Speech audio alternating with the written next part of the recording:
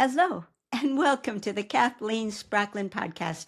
I am a woman on a mission to help you get the Zettelkasten of your dreams on your work table beside you. Well, today we're going to take the second part of numbering cards, the part that applies to every one of the organizational methods, and that is, how do you get a new card number when your new card is joining an existing conversation? So we'll see how that works. It is so simple. You'll just be amazed at how easy the process is. In fact, I call it my effortless numbering. So see you over at the down-facing camera. Okay, as you will recall, no matter what the organizational plan, we always begin placing a new card with a question. Is there a conversation that the new card would like to join? Conversations are the most important part of a Zettelkasten, so in placing a new card, we always begin with that question. Yesterday, we looked at categories, and we looked at what to do when the answer was no, there's no conversation to join. In that case, we had to rely on our category list to get us started. Today, we're going to look at the second part. Yes, there is a conversation your new card wants to join, and in that case, the new card will get its number from the conversation, and it will always be the same method no matter what system you're using for organization. It is incredibly simple, and we'll begin with it right now.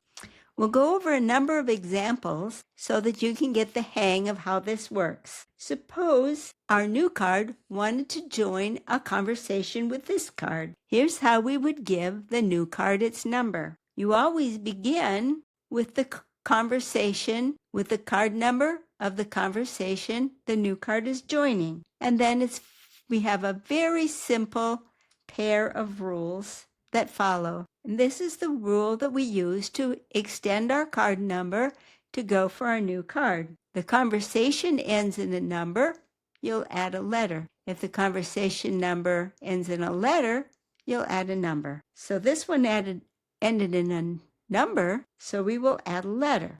So our new card would simply be the original card number and extend it by a letter or a number. Pretty easy, huh? What if a new card wants to join the conversation with this card number? In that case, it ended with a letter, so you would extend it with a number. After you've done number, letter, then you'd put a dash just for readability. Now what if a new card wants to join this conversation? We know its card number will start with the conversation's card number, 1171.1, but what's going to come after it? We can't make it 1A because that's already taken, so this one would be 1B. And what this group of three cards then signifies is that both this card and this card join this card's conversation. Now, what if the new card wanted to join this conversation? As always, we begin with the card number of the conversation that it's joining, and now this ends in a number, so we'd add a letter. Now, if another card comes along and also wants to join that conversation, it just gets the next available letter. So the first one is 1A, and the next one would be 1A, 1B. So it just goes back and forth, from letters to numbers. And if we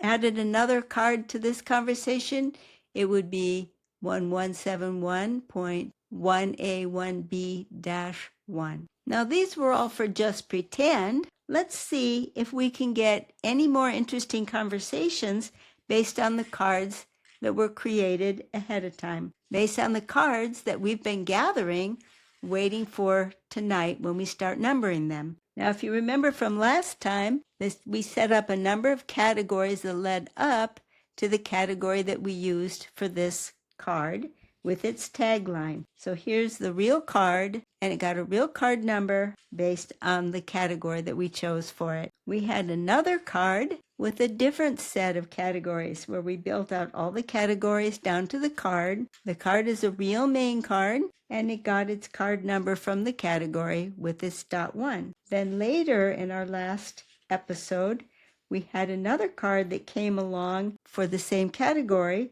the dot 1 was used, so it had to be dot 2, and it was also a real main card.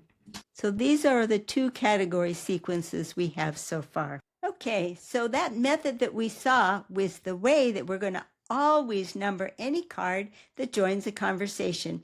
We'll start with the card number of the conversation itself, and we'll extend it. We'll extend it by either a number or a letter, depending on what the conversation ends in.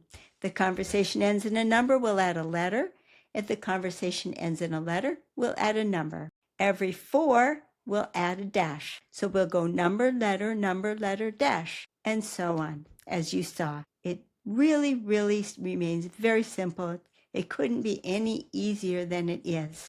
Next time, we'll take up foundation cards, which bring a little bit of intentionality and spontaneity to the structure. We'll see how those function in our next episode. See you later. Bye-bye.